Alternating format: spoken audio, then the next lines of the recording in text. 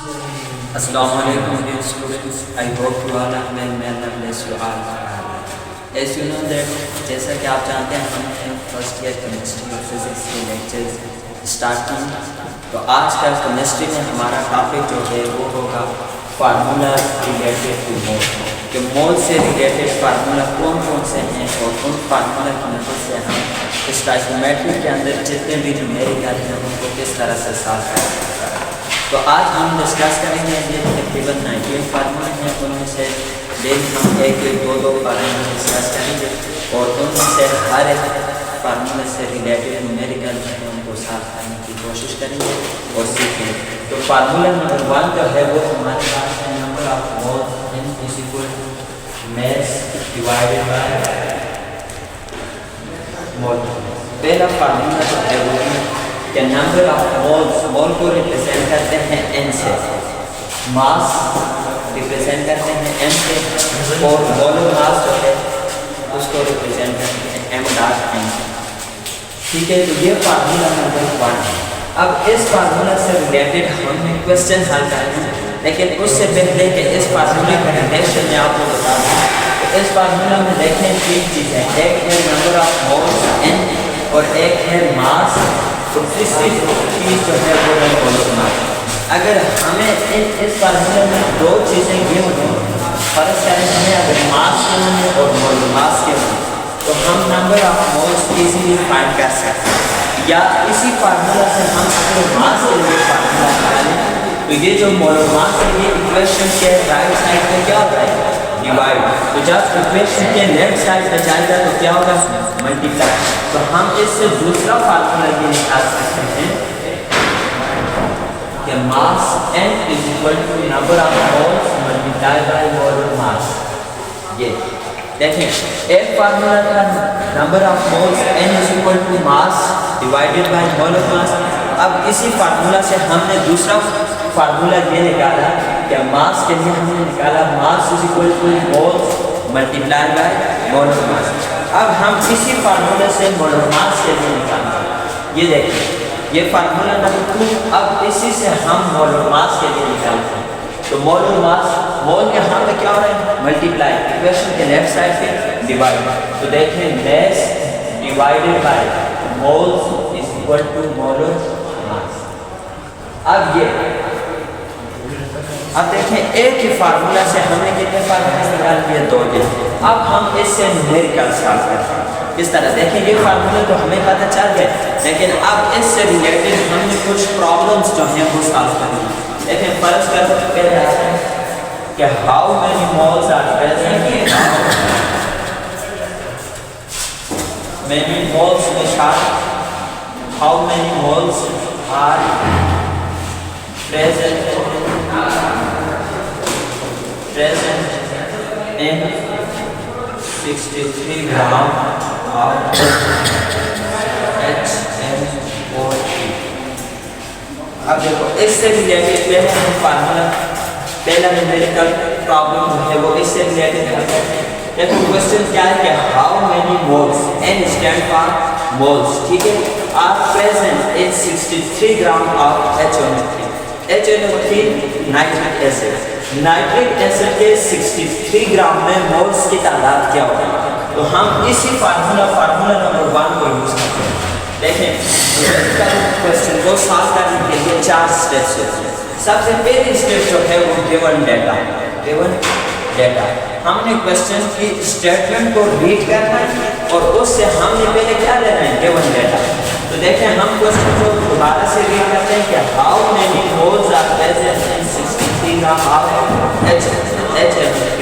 तो nitric acid के 63 ग्राम में मोल्स की तादाद क्या है, तो हमें क्या करना है, सिर्फ 63 gram is the unit of mass in CGS system, ठीक है। तो हमें मास क्यों है, n इज इक्वल टू 63 ग्राम, ठीक है, ये चीज़ क्यों है। अब हमने दूसरी चीज़ जो है वो फाइंड या डिवाइड, हमने फाइंड क्या करना है, फाइंड करना है n number of moles, n is equal to what. अब तीसरी चीज़ जो आती है वो है फार्मूला, हमने कौन सा फार्मूला जो है वो यूज करना है। तो फार्मूला नंबर 1, ठीक है, N is equal to number of moles is equal to N is equal to mass divided by molar mass, ठीक है। अब चौथी चीज जो है उसको कहते हैं सोल्यूशन। अब इस तरह हम अगर न्यूमेरिकल क्वेश्चन को हल करेंगे तो 4 ठीक है। अब हम सोल्यूशन क्या देखें, हमें मास कितना है 63, N is equal to 63 ग्राम। अब मोलर मास देखें HNO3। अब यहाँ पे मैं आपको बताता हूँ कि मोलर मास किस तरह फाइंड करते हैं। मोलर मास फाइंड करने के लिए हमने ये हमारे पास देखें इसमें कितने एटम हैं, एक हाइड्रोजन एटम एक और एक नाइट्रोजन है 2 और ऑक्सीजन के 3 एटम हैं, मीन के 5 एटम, 3 ऑक्सीजन के, एक नाइट्रोजन का और एक हाइड्रोजन का, टोटल कितने एटम होंगे 5। अब हमने क्या करना है, इन एटम जो है इनकी एटॉमिक मासेस को ऐड करना है, ठीक है। तो जब हम इनकी एटॉमिक मासेस को ऐड करेंगे तो हमारे पास मोलर मास जो है वो कितना है। तो अब क्या है देखो, हाइड्रोजन का एटॉमिक मास प्लस नाइट्रोजन का एटॉमिक नंबर 7 होता है, एटॉमिक मास ठीक है, प्लस ऑक्सीजन का 8 होता है एटॉमिक नंबर और मास नंबर जो है 16 मल्टीप्लाई बाय 3। ऑक्सीजन के कितने एटम हैं 3। अब देखें 1 multiply by 1 plus 14 plus 16 multiply by 3 48, तो ये कितने हो गए 63 ग्राम पर mole. It is the molar mass of nitric acid HNO3। तो इस तरह किसी भी कंपाउंड या मॉलिक्यूल की आप क्या निकाल सकते हैं मोलर मास। तो देखें अब हमें 63 ग्राम और 63 ग्राम पर mole is the molar mass of HNO3। या नाइट्रिक एसिड की मोलर मास कितनी आ गई है हमारे पास 63। देखें 63 1 टाइम 63 1 टाइम ग्राम ग्राम के साथ कैंसिल तो क्या क्या 1 तो ये दिस इज लास्ट आंसर। अब यहाँ से मैं आपको एक रिलेशन बताता हूँ, वो आपने याद रखना है किसी फार्मूले नंबर ऑफ मोल किसी फार्मूले को देखें N is equal to mass divided by moles mass. यहाँ से एक बात याद रखनी है कि जब हम किसी भी कंपाउंड या मॉलिक्यूल के मैस को बढ़ाएंगे तो नंबर ऑफ मोल्स भी बढ़ेंगे।